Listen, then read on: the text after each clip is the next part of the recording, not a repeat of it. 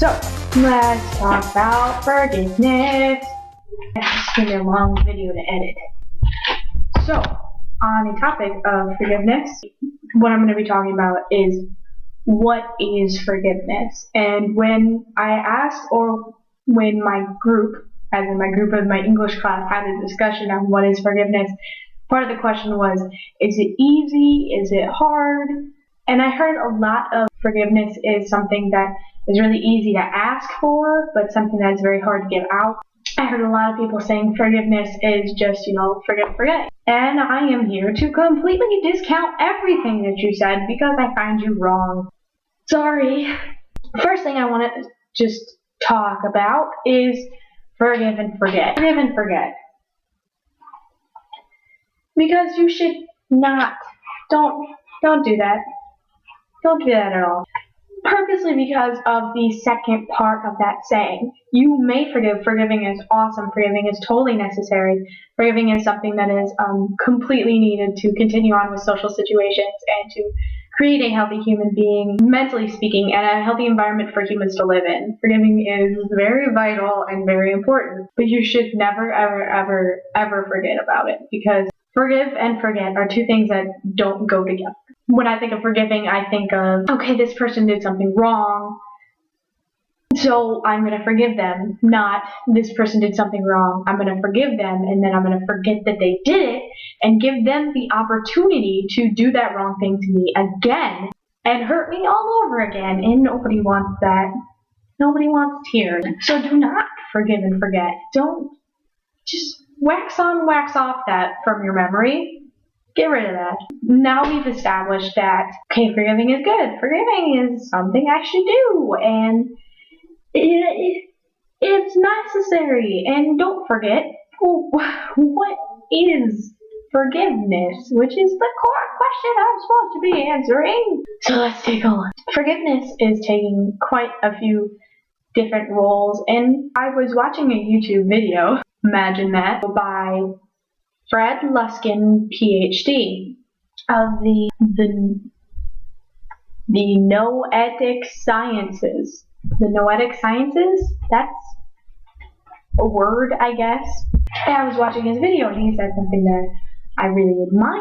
I've never thought of before, and I have been thinking about this topic, as promised. The way that he describes forgiveness to people is making peace with yourself, that regardless of what has happened, who knocked your ice cream down on the playground, because nobody likes that. Regardless of what has happened 5 years ago or 5 minutes ago, you can still be at peace with yourself. And then he goes on to say, humans are supposed to have this sense of peace with ourselves and our surroundings and the people around us. And that it is our fault that we lose that peace when we're mad at somebody. It's our fault that we think, hey, this is not how my life is supposed to be, and I don't like this at all, and now I'm mad at you. And then following that, we label that person and we say, hey, you are evil because you took away my peace, even though I took away my peace. And so that is how the human brain works, or how it works socially quite often, which is not good. And I really like how he said that, specifically because I never thought of it that way. As you guys probably know, all humans are in a sort of self-centered mindset always. That's how we are. That's how we're supposed to be. That's how we will always be. Everything that we do is biased in some sort of way. It's good to try to get rid of your bias, but you can never get rid of all of them because it's impossible. Yeah. So making peace with yourself is one way to describe forgiveness. But my favorite way to describe it, the way that I did in my English journal, the way that was described to me by a family friend whose name is Rob, is that when somebody wrongs you, when somebody trespasses against you and hits your ice cream down on the playground and you cry a little bit on the inside or the outside, depending on how confident you are as a person or not, what happens to you is a sort of emotional, spiritual pain.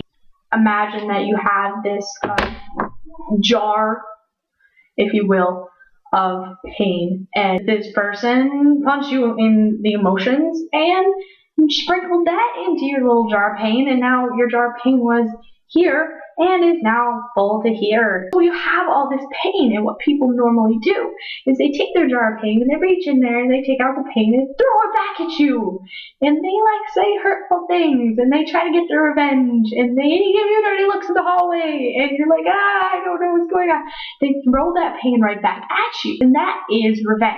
That's how people normally deal with getting hurt. An eye for an eye, if you will. But as the famous saying goes, I think it was by Gandhi, I don't know for sure. If somebody could tell me, that would be awesome. An eye for an eye makes the whole world go blind. Not good. And that's how a lot of people deal with their hurt, is to give it right back out, so they get rid of that hurt. So now that they've thrown that hurt back at you, their jar is small again, and they feel less mad, and they feel better about themselves as a person because they've gotten rid of that hate for now. But to forgive is to keep it. To take that jar of hate that's too full because somebody keeps putting it more in, you have more pain, and to put a lid on top of it and seal it closed, and to not send that back out at them, to refuse to retaliate, to refuse to take out revenge on somebody. That is forgiveness. Is to take that hate in, that pain in, and keep it. And unfortunately, one of the things about forgiveness is that when you take in that hate, when you don't give it back out, when you don't empty that jar, you have to feel it. You have to. The byproduct of forgiveness is pain. And that sucks, but that's how it is. Instead of making someone else hurt, you allow yourself to feel that hurt that they gave you, to go through the normal processes that humans are supposed to go through when we discover new emotional feelings and when we go through new things. And you have to take that and you have to feel it, and you have to keep it. And eventually you'll process it, it'll simmer down, you won't have that jar so full anymore. But a really good quote that Rob, the guy who explained this to me, said, and I don't remember who it's from, but he said, to forgive is a sort of personal death because it's so painful. So unfortunately, forgiveness is a two-parted thing. On one side, it's great, it's perfect, it's awesome, it's something that it's not perfect, but it's great. It's something that you need to have in social situations to thrive as a human being and to thrive in relationships because we're all relational people. But on the other side, to forgive is to kind of make yourself real sad, or not to make yourself real sad, but to not have a good time, to not do anything nice, and it sucks because you want to retaliate and you can't. You want to give it back. You want to be like, punch to the face. But to forgive is to don't do that, which sucks, but is really good for you, for people, for society. So that's forgiveness. That's my take on it. Feel free to comment with anything you want to see answered in the future, or anything you want me to correct, or anything that you disagree with. Please be mature. This is the internet, but you don't have to control all the time. Yeah. Cool. Forgiveness. All of the dogs in my video. There's another one right there. Hi! I feel like Jenna Marbles. Bye, Spider-Man! Bye, Spider-Man! You smell like poop. Yeah. Okay, I'm Jenna out. I've had enough. Where's the face? Territorial. Okay, you're done. Okay, get up. There we go. My dog with the one gimp leg.